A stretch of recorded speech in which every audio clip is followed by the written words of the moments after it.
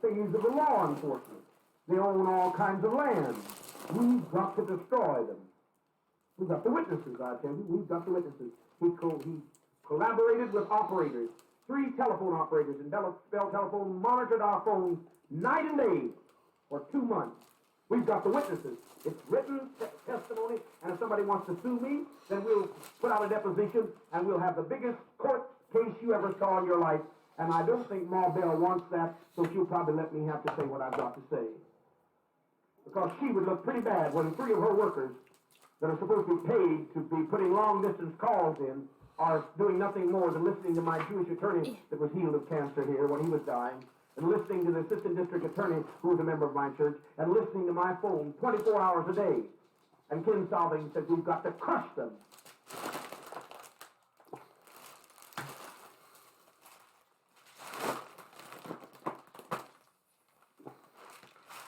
Hello. How are you guys doing today? Well, I'm good. I'm doing okay. Yeah? You Yeah. doing okay? That sounds great. I'm Rich, I'm Jessica. I'm Storm. and this is Charlie Manson's Fanny Pack. Overrun by aliens.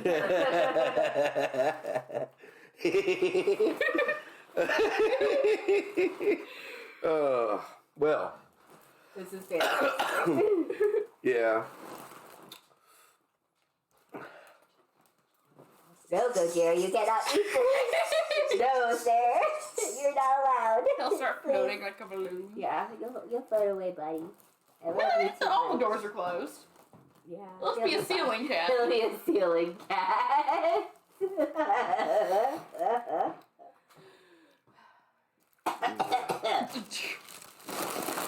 This is great. Okay, so where did we leave off on the Jim Jones You need to like episode? fill up your lungs. Yeah. Take a deep breath. There you go. Okay, so where did we leave the off? lollipop guild. Last time on Jim Jones, J. Daddy Jones. Oh, no. back. Oh. Alright, so. We had fun with helium. I still have like a quarter of a balloon. We left off on, I think we were just sort of getting towards the end of him talking with Father Divine and like learning from his ways. Yeah, that's fair.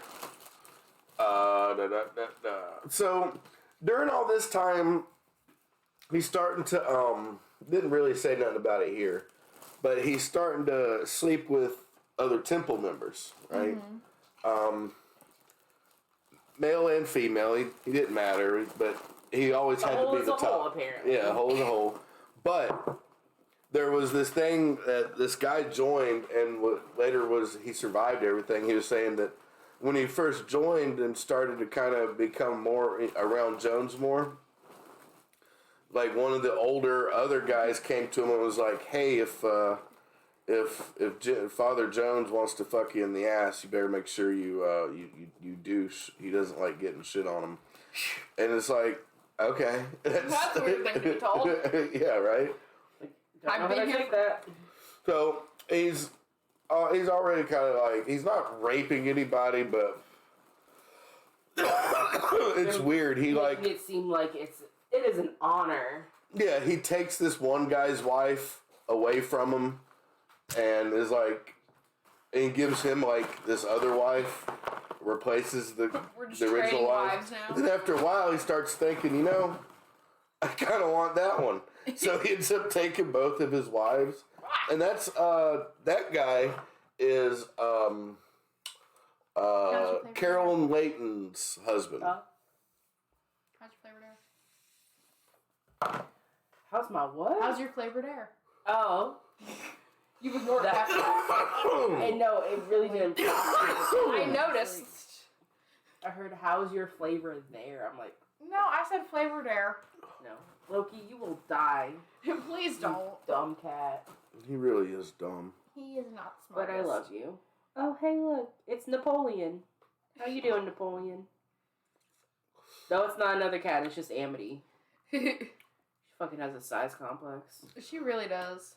She's the smallest and the fucking meanest.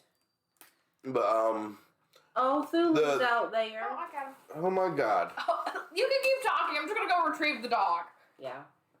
And retrieve our dog. Dog in the joint. Damn. Yeah. So anyway, now that we've retrieved my dog from the nether regions, The Netherlands. He was vanished. we didn't watch Netherworld. Yeah, Storm has now seen Hannibal Holocaust. Yep. Yeah. It wasn't Cannibal the Musical. I've seen that. You have? Yeah. Oh, I watched it with you guys. Did you? I don't remember. I was probably high. Huh.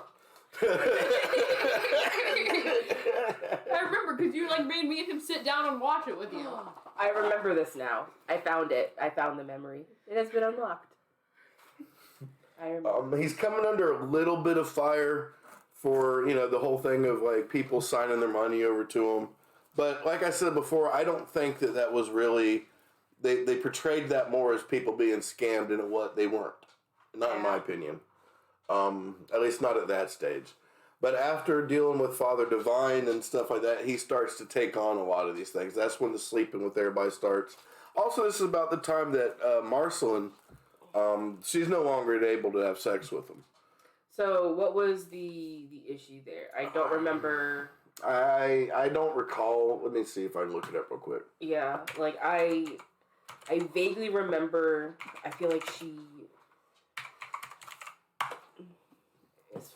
I don't know why I think cancer, but or she was just older. I don't. There's been so many podcasts that I've listened to. What did Ian say about him? I cannot remember. I know he had a whole story That was the About who? about his wife. That's where all the sharp too, things and are. His on either Necronomicon or I think Promised Land. Promised Land. I think on Promised Land, but I think he also touched on it on Can you let me Necronomicon. move my arm? I can't figure out what is going on. Can you just Google sickness after her name?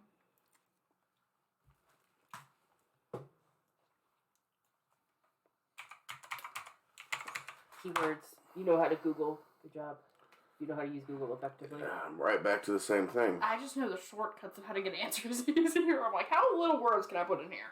But anyway, whatever it was, she wasn't able to have sex with him or whatever, and so he started going to other women in the temple. There's this one woman who really wanted on the Jones train, right? She was jonesing for that JD. And he decided she wasn't good enough to meet his standards. So what he did was he made her in charge of his fuck schedule. Oh yeah, this bitch. Yeah, her name was Patty something. Yeah. But she was never good enough to be on the She was never good enough to be on the schedule herself. Always a bridesmaid. Never the bride. Never the bride. Always on the fuck schedule, never on the fuck schedule. That's what he was fucking so many different people that he had to have it scheduled into his time. And it wasn't important enough for him to keep up with who was what. God, everybody's Googling. We are Googling.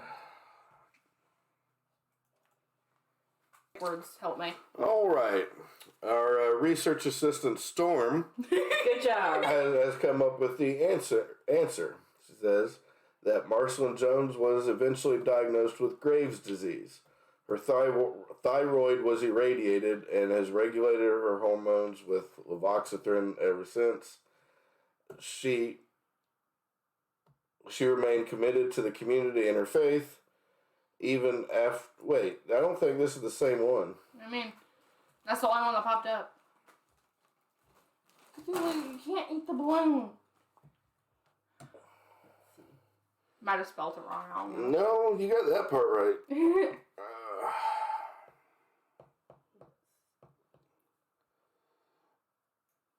Yeah, this is not about... Oh. Well, God, your phone's almost dead. I know. It talks about Jim Jones, but I don't think it's the same Marceline. But it may. Talking about her husband wanting to leave, like, no, that ain't what happened. That did not happen. No, that's clear that no, this is not the Jones you're looking for. Anyhow, so he's starting to go a little bit corrupt. He's starting to get harassed a little bit by local newspapers, and he wants, and he also is starting to get a little bit paranoid about nuclear war. In 1961, he warns his congregation that he has received visions of a nuclear attack that would devastate Indianapolis. His wife confided to her friends that he was becoming increasingly paranoid and fearful. Like other followers of William Branham who moved to South America during the 60s, Jones may have been influenced by Branham's 1961 prophecy concerning the destruction of the United States in nuclear war. Also, at this time, everybody was saying that we were about to die in a nuclear war. It was pretty close, too. Like, it didn't, we didn't miss it by much. Yeah. Right? So, Jones began to look for a way to escape the destruction he believed was imminent. He read an Esquire magazine that purported South America to be the safest place to reside to escape any impending nuclear war. So, he starts to go to South America to scout for a site to relocate People's Temple. He decides Brazil is going to be where he looks first. Alrighty. He makes a stop on the way, though, in Jonestown, Guyana. He held a revival meeting in Guyana, which at the time was a British colony. Continuing to Brazil, him and his family rented a modest 3-bedroom home in Belo Horizonte. Modest. He studied the local economy and receptiveness of racial minorities to his message, but found language to be a barrier. Careful not to portray himself as a communist because it wasn't cool down there. He spoke of an apostolic communal lifestyle rather than Marxism. And they moved to Rio de Janeiro in 1963, where they worked with the poor in the favelas, which basically they became field workers.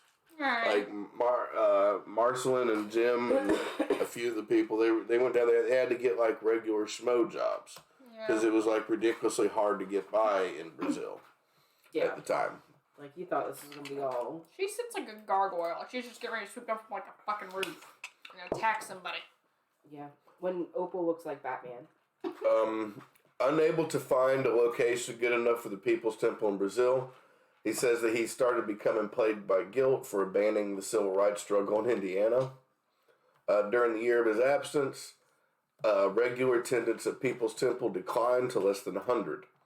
Jones demanded the People's Temple send all its revenue to him in South America to support his efforts, and the church went into debt to support this mission. Oh. In 1963, the guy he left in charge, Archie James, sent word that the temple was about to collapse and threatened to resign if Jones didn't come back.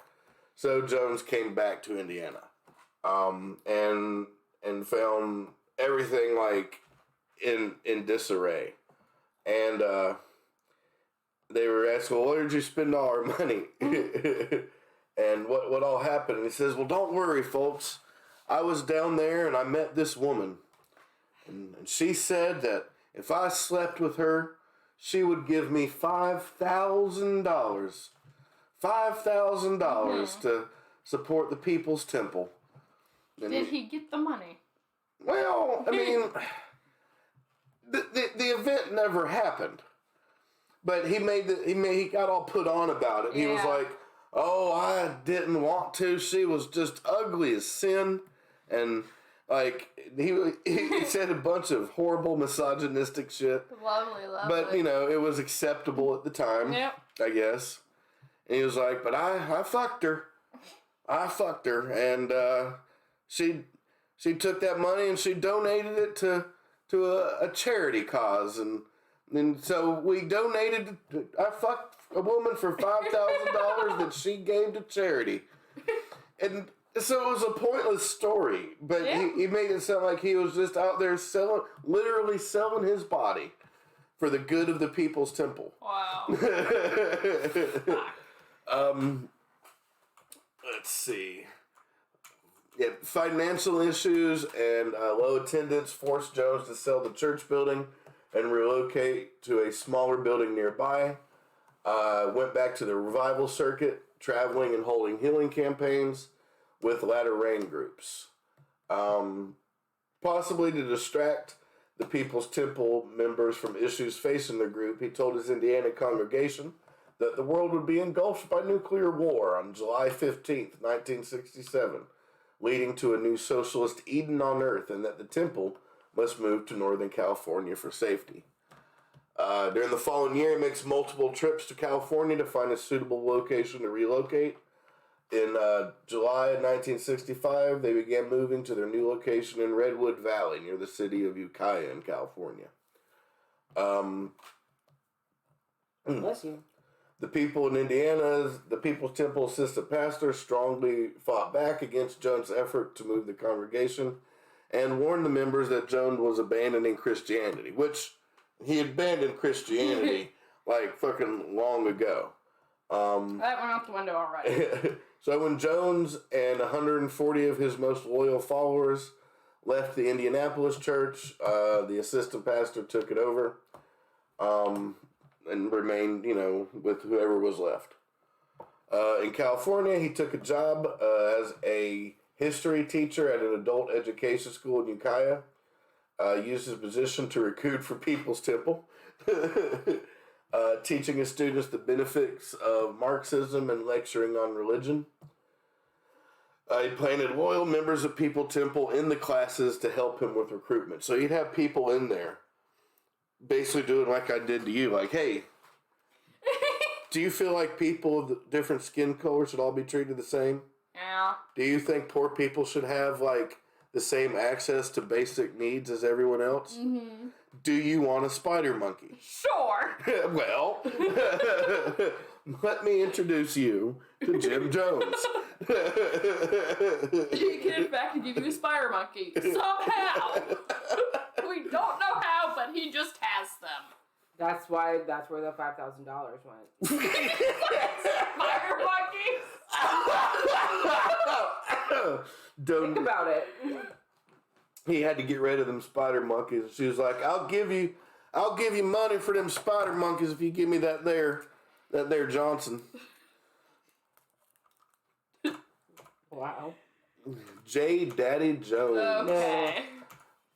Just, That's enough out of you. just spreading his seeds in Brazil for the good of the temple. It just almost brings a tear to my eye when I think of the sacrifice that poor Jim made. While he was down there, he actually contracted syphilis, I believe, or something along those lines. He contracted some sort of STD. Awesome. See, he was going crazy because he contracted syphilis or something to that effect. Alrighty. Being just getting Jones. literally.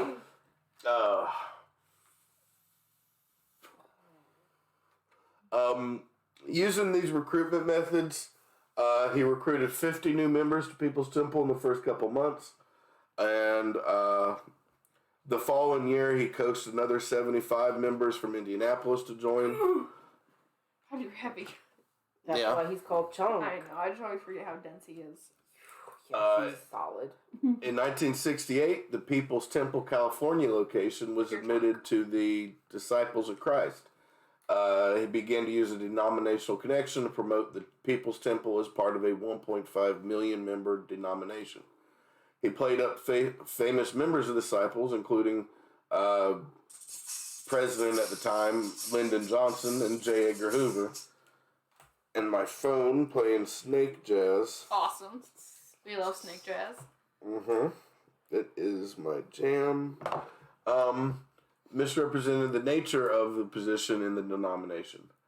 But by 1969, he increased the membership in People's Temple, California to 300. So, he's coming back. He's on he's back up on the He's upswing. making progress. There's he couldn't when he went to California, while the racism and whatnot was still a thing there, it wasn't as bad as it was in Indiana. So there wasn't really as much for him to do to gain attention there. Yeah. So he kind of buckled down more on his socialism and his Marxism and whatnot.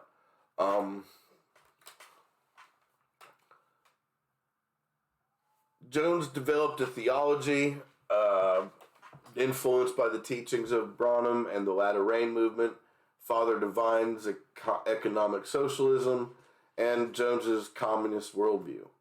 He referred to his views as apostolic socialism. Jones concealed the communist aspect of his teachings until the late 60s, following the relocation to California, where he gradually began introducing the full beliefs to his followers.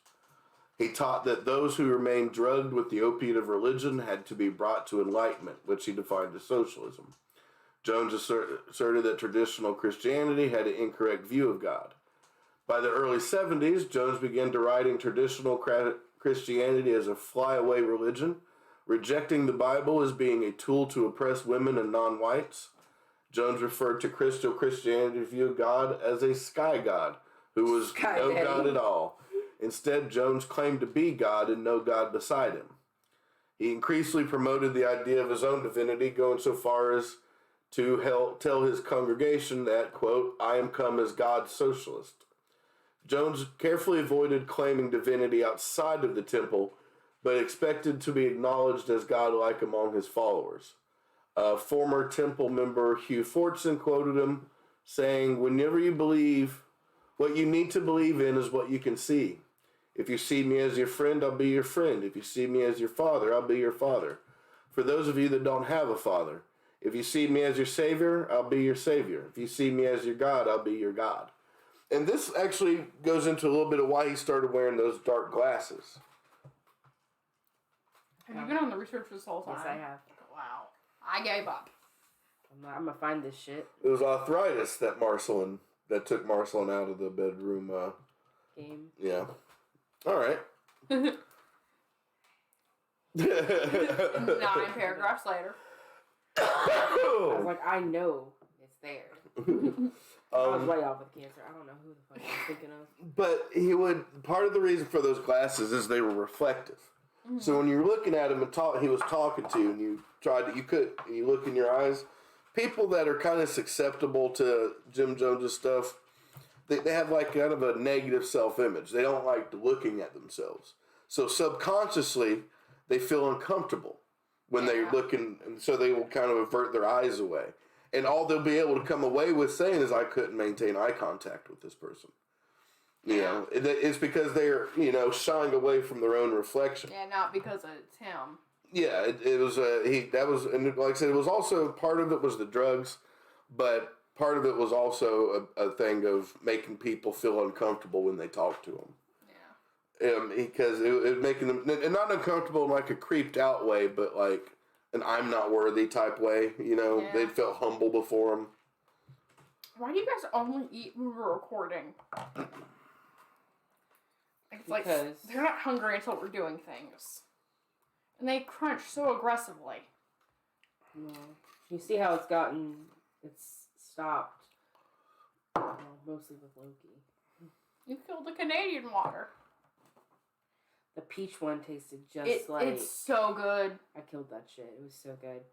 He's personally offended now.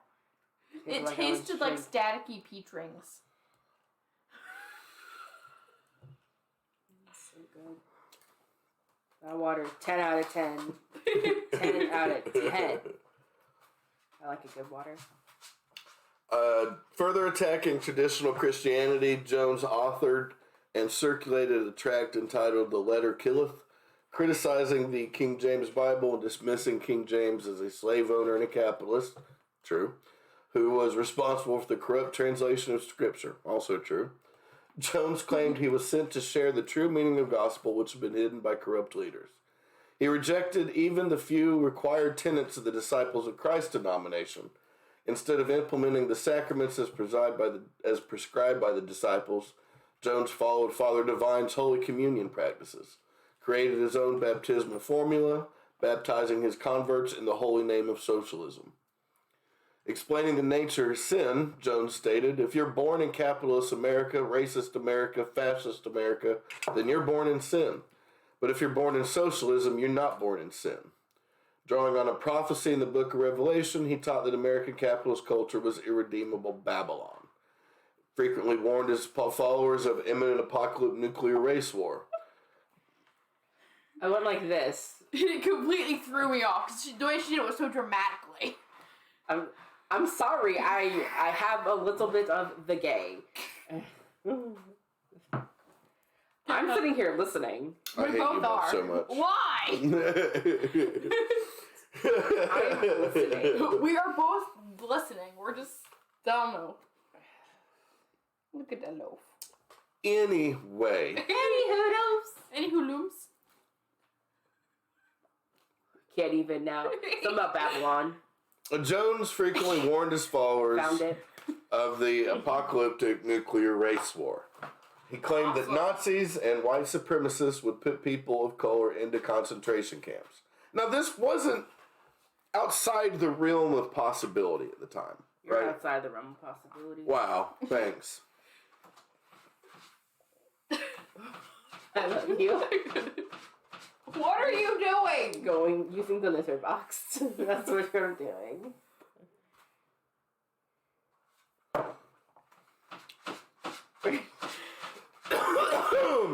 The damn cat. 10 out of 10. I hate them all so much. So much. Can you knock it off? Can't win. Loki was guarding her. Meow. Alright. Hey, Chip Chip. Now that all that's over. She's taking a escape right off the walls.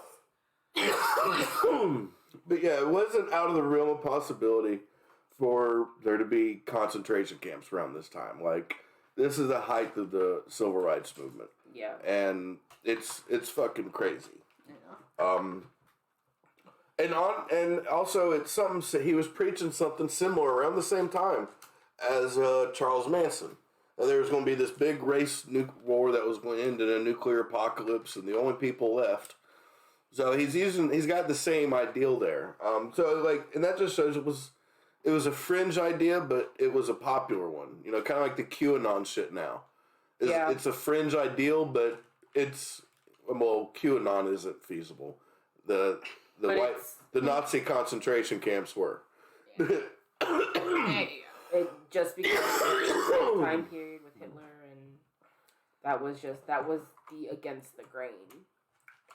They were the Goths of the time, if you would. Yeah. Yeah. The counterculture. Jones began using illicit drugs after moving to California, which further heightened his paranoia. He increasingly used fear to control and manipulate his followers. Frequently warned his followers that there was an enemy coming after him. That enemy would change from the Ku Klux Klan, Nazis, rednecks, and finally the government. Frequently prophesized that fires, cars, accidents, and death or injury would come upon anyone unfaithful to him and his teachings. And there was this one case, I listened to it. I listened to it talking about it. Somebody had gotten into a car wreck and died. Like, she hadn't died, but like one of her kids had died.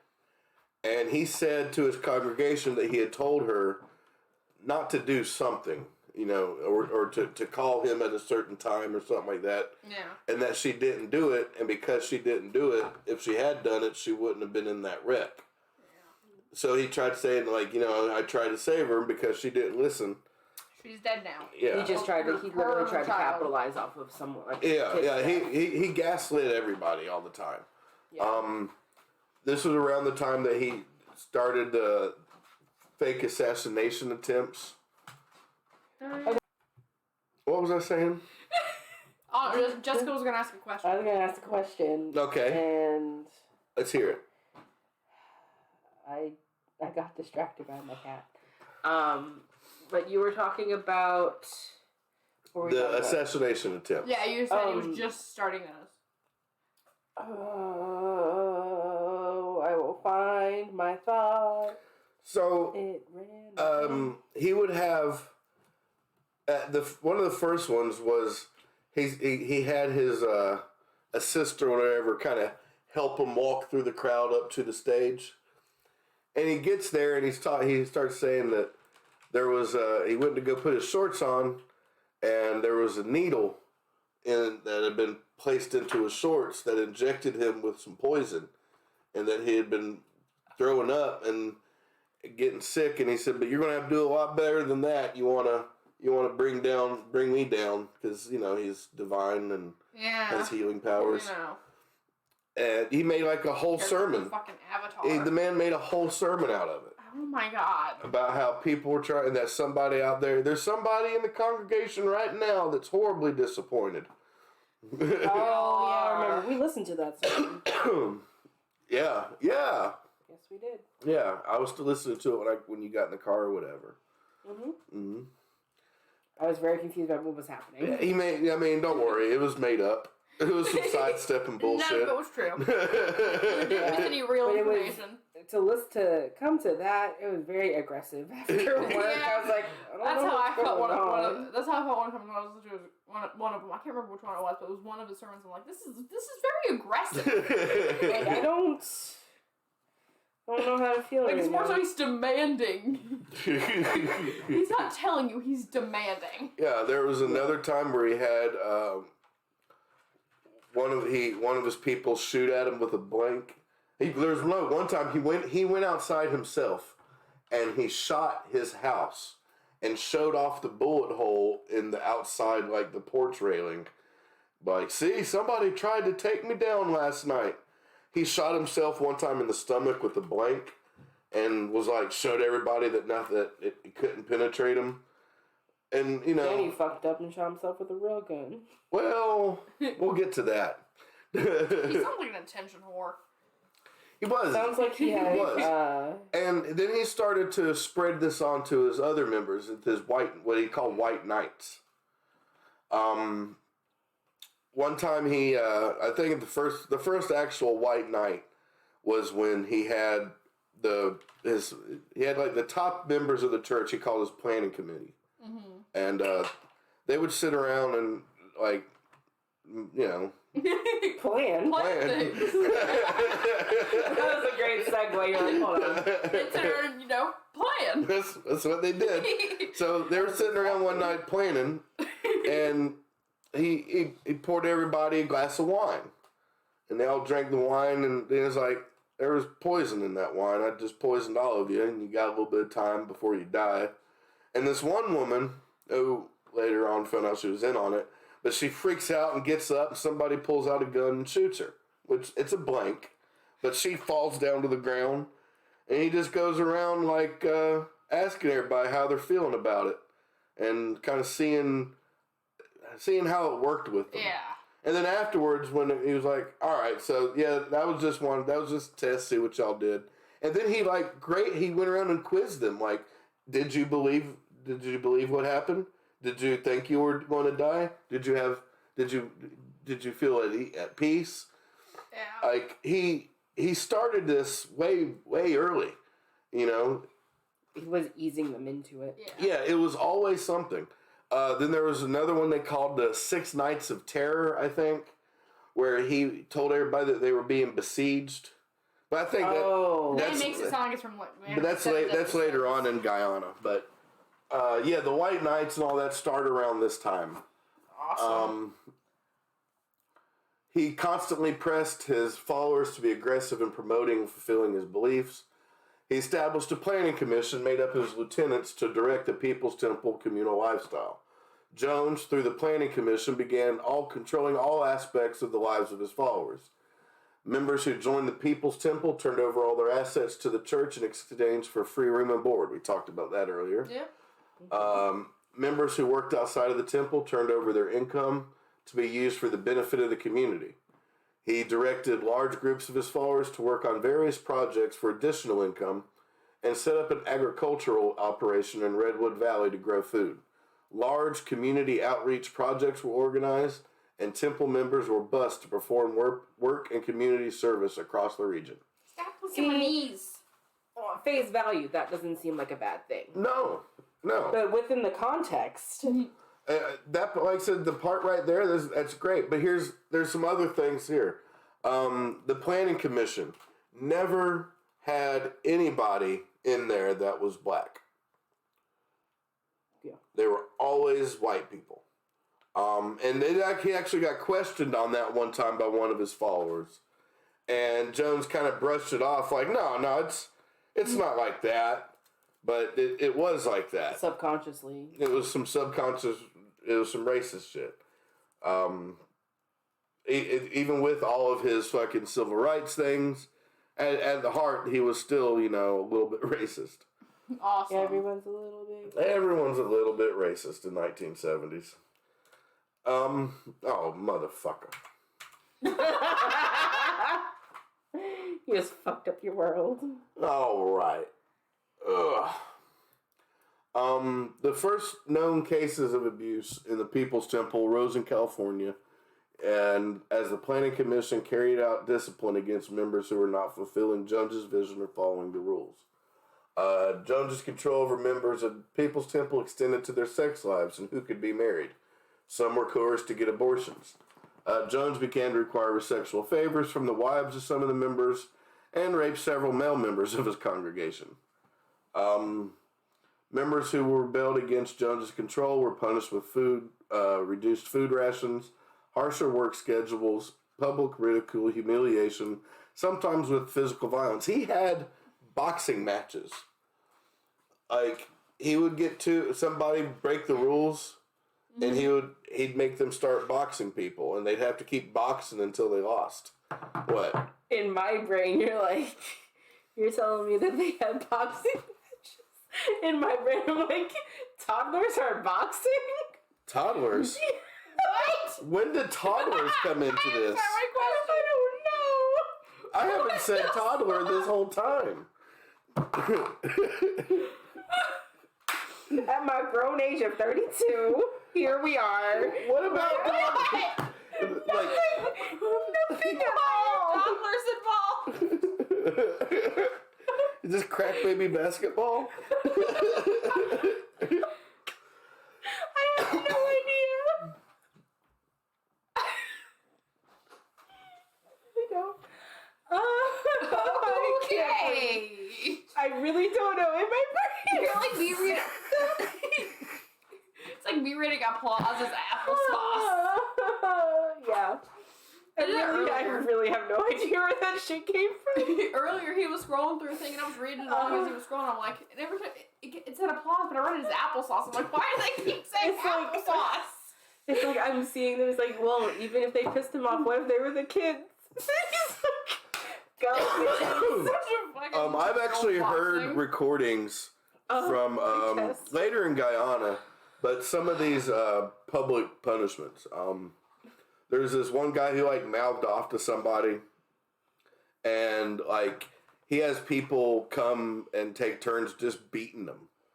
There was this one guy who was come to find out was a sex offender or whatever, and he tried to molest some girl there, and they used a garden hose and in front of everybody beat his genitals until they were no longer recognizable. Oh Lord. Yeah.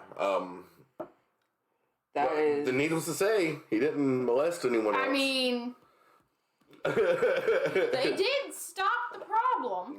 Yeah. Nipped that right in the bud. But then there's other cases too, and this is also in Guyana, but there was a woman who was afraid of snakes. And when you're in the jungle and you're building a community, you're going to run into fucking snakes. Yeah. Yeah. And they would Jim would put snakes all over her, make people laugh at her while she was freaking out. She you can hear her on the tapes crying and sobbing and freaking panicking. out. And everybody's mocking her and laughing at her, and there's 1,000 people there just pointing I like and snakes, cheering. but no thank you. I mean, Not when you're not ready for it. Exactly. By the end of 1969, People's Temple was growing rapidly. Jones's message of economic socialism and racial equality, along with the integrated nature of People's Temple, proved attractive, especially to students and racial minorities. By 1970, the temple had opened branches in several cities, including San Fernando, San Francisco, and LA, as Jones began shifting his focus to major cities across California because of limited expansion opportunities in Ukiah. He eventually moved the temple headquarters to San Francisco, which was a major center for radical protest movements. By 1973, the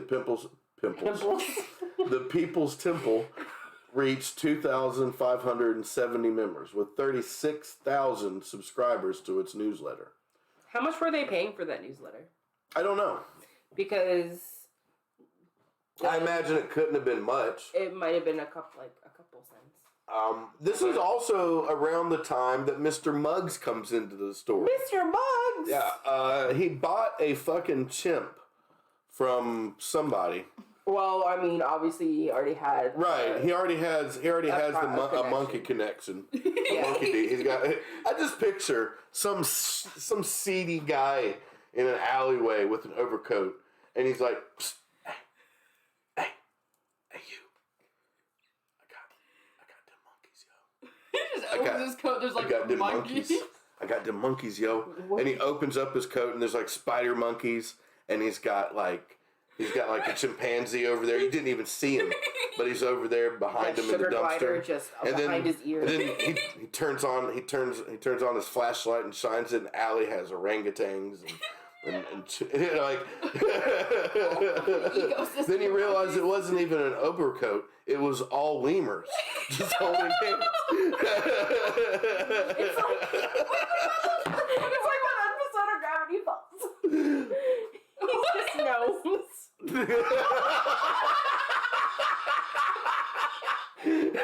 Like, I'm a girl. You're gnomes. Schmabulok. Oh, how could I forget your name? Oh, Oh my god. Oh, my chest. That was hurts. great. That was great. But he gets Mr. Muggs, and Mr. Muggs was pretty awesome. Let me see if I can find a picture of Mr. Muggs. I don't have my eyeballs on because my face hurts, but I can get pretty close. I don't think I'm gonna have to because it's. There's Mr. Muggs. He's blurry. Well, it's a 1970s Yeah, the picture photo. is in fact very blurry. Yeah. I want the mug. Oh, Mr. Muggs Aw. with mugs. Did you see? I want it. Me too. Oh God. But yeah, think your mother would let me Mr. get that Muggs for is you. like he's actually one of the first members of the People's Temple to go down to Guyana. That's him there at Guyana at Jonestown. Fucking Necronomicon had great fun with that. Like, why did Mr. Muggs go? Was he supervisor? He's got to he's got to maintain the fuck schedule and. What happened to the chick? He wears a little tie, like a little distinguished gentleman. That's a leash. I don't care. He wears ties now. Just imagine him wearing a tie. And a hard hat with a clipboard. He's the supervisor. He's the supervisor. Oh man. Yeah, so Jones grew the temple by purposefully targeting other churches. In 1970, Jones and 150 of his followers took a trip to San Francisco's Missionary Baptist Church. Oh, shit, one more Mr. Muggs fact. Oh, jeez. I got distracted by the monkey dealer. So, Mr. Muggs was a chimp. God, what was I going to say? I don't know. Fuck. It came back and it was gone again. Oh yeah. Jim would claim that when he introduced Mr. Muggs to the People's Temple, and to anybody who would listen, that he had been visiting some sort of like secret laboratory in Washington, D.C., because he did go to D.C. a lot. It said that he had been visiting some secret laboratory, and he rescued Mr. Muggs from the laboratory, but we all know it was just the monkey dealer. Just a monkey dealer. It was just Some sketchiest dude named Kyle in an alley. I love that his name is Kyle. I don't know Because your friend Kyle doesn't play games with you. He doesn't play friends with. He doesn't even play friends with me. He doesn't play friends. Why would he play games? Ooh, that's raw. God damn! Shots fired. Bam. Yep, that's your kid. Oh man. Okay. Jones grew the temple by purposefully targeting other churches. In 1970, Jones and 150 followers took a trip to San Francisco's Missionary Baptist Church. Jones held a faith healing revival meeting wherein he impressed the crowd by claiming to heal a man of his cancer. His followers later admitting to helping him stage the healing. At the end of the event, he began attacking and condemning Baptist teachings and encouraging the members to abandon their church and join him. They did. Jones recruited about 200 new members for People's Temple. In a less successful attempt in 1971, Jones and a large number of his followers visited the tomb and shrine erected for Father Divine shortly after his death. And this is where we have to take another little sidestep. A side quest. Rewind a little bit. About the time that Jones left Indiana. Okay. Father Jones's wife of many years died. He then marries like this 20-year-old white woman and tells his congregation that Mother Divine had died and her spirit had now been reincarnated into this 20-year-old white woman. And now she was known as Sweet Angel Divine. Yeah, and everybody believed it. And then Father Divine dies. Jim Jones hears about this and says, well. Whoa. I can do something, yeah. I have an idea. So he gets his bus, he gets like 50 of his followers, and like a couple of empty buses.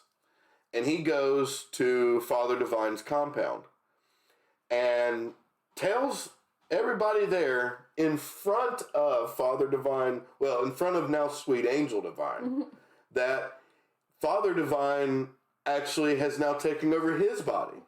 And that he is Father Divine, and that Sweet Angel Divine is his wife, and him, his wife, and all of Father Divine's people need to go with him back to California. He is officially now a wizard bullshit contest with Sweet Angel Divine. Because if Sweet Angel looks at him and says, that's fucking horseshit, then she admits that the whole thing, the whole scam that's got her in power now that Father Divine is dead, that this whole thing was a sham. So it's like, But eventually she out bullshits him. And that's possible. And he leaves, and I don't think he took anybody. I believe he took nobody. A lonely loner. Lonely. I am so lonely. Divine's wife ended up accusing Jones of being the devil in disguise and demanded that he leave. He only managed to recruit 12 followers through the event. So, everybody got to ride back on buses, though, that plenty of room in them. I mean, yeah. Your own bus. Damn near. Jones became active in San Francisco politics and was able to gain contact with prominent local and state politicians. Thanks to their growing numbers, Jones and the People's Temple played an instrumental role in getting the mayor elected in 1975. The mayor. This mayor then appointed Jones as the chairman of the San Francisco Housing Authority Commission. He hosted local political figures at his San Francisco apartment for like discussions and whatnot, hobnobbing with the DC and political elite.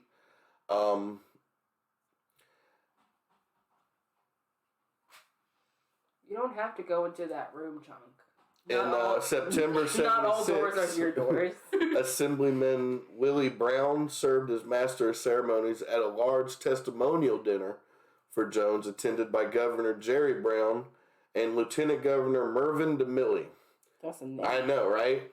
At that dinner, Willie Brown touted that Jones as, quote, what you should see every day when you look in the mirror, and said he was a combination of Martin Luther King Jr., Angela Davis, Albert Einstein, and Mao.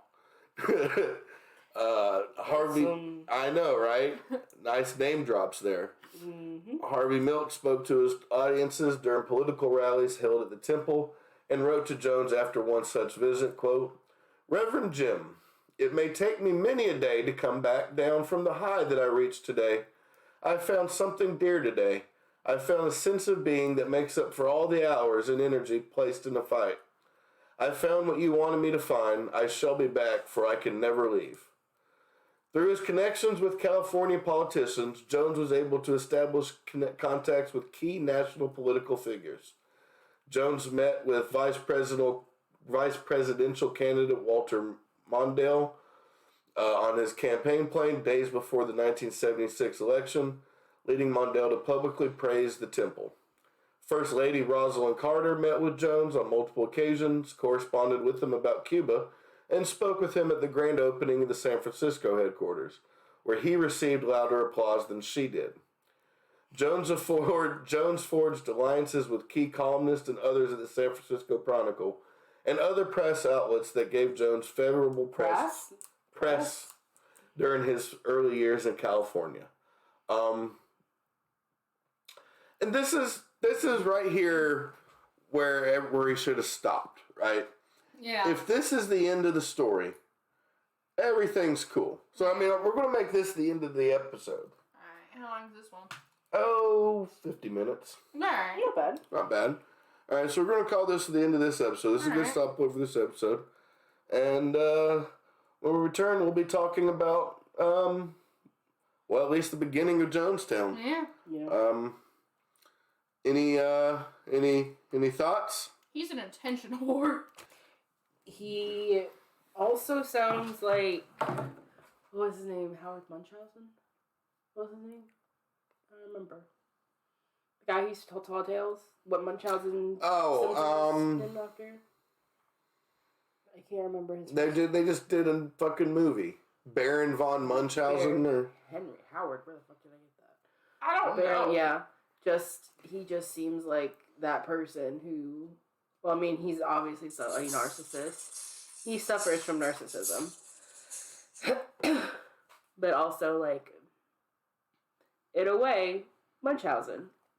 yeah, I mean, like with the habitual lies and the made up stories and the constant, like, you know, the fake assassination attempts. Yeah. And then just even, like, pulling back further, it's like, well, you have everyone around Munchausen by proxy. So, I mean, like, that would be a very...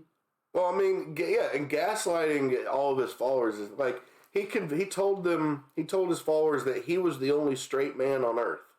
That everybody else was a homosexual. I mean, like, he gaslit the shit out of these people. Yeah. But at this point, it's only beginning, right? Yeah. Like, they're not isolated. You know what I mean? Yeah, he's not drugged up yet, either. I mean, he is on drugs. He's not, there's like, the excessive. He is the bottleneck that everything comes to. Like, every decision. And when you're dealing with a group, hell, between you, the dog, David, and the cats, I'm stressed out. Now, imagine if I was running shit for 900 fucking people. Right? Like, hi, Loki. Drugs make sense. Yeah. But, you Drugs know, make sense anyways. weed. Yeah, and he also had to have a tight control over everything, whereas I refuse to do that. I do have to have a tight control over things. Oh, that's why I let you control a lot of shit. Yeah. But I also bitch when it, you know. Yeah, I'm like, but it, yeah. So. Any hoodles. Any hoodles. Well. Let's go get some pie. Oh my God, it's pie o'clock. It's pie o'clock. We'll do pie, another episode of Ted, and then we'll finish this up. Yeah. Pie. And ice cream. Yay. Pie cream. Pie cream. It's almost pie day. yesterday was Pi Day. Okay, what is there an actual Pi Day? Yeah. 3.14. Oh, that pi. Math pie. But Yeah. there actually is a day where you eat pie. Like Pie day. national. National Pie Day. Pi Day, apparently. Yeah. Well, we're gonna go enjoy celebrate Pi Day a few days early. Yep. Bye, y'all. Bye.